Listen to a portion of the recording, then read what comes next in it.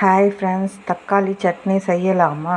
அதற்கு தேவையான பொருள்: தக்காளி, வெறும் மிளகாய்த்தூள், உப்பு, பூண்டு, கடுகு, பெருங்காயம்.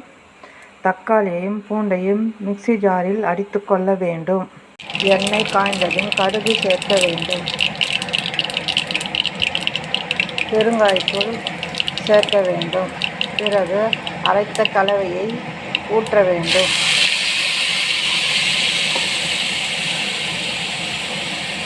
மிளகாய்த்தூள் சேர்க்க வேண்டும். மஞ்சள் தூள் சேர்க்க வேண்டும். பிறகு நன்றாக கிளற வேண்டும்.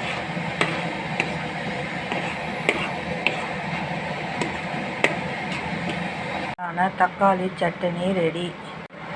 இந்த தக்காளி சட்னி இட்லி, தோசைக்கு தொட்டுக்கொண்டால் நன்றாக இருக்கும். பிடித்திருந்தால் லைக் பண்ணுங்கள், ஷேர் பண்ணுங்கள், சப்ஸ்கிரைப் பண்ணுங்கள். நன்றி, வணக்கம்.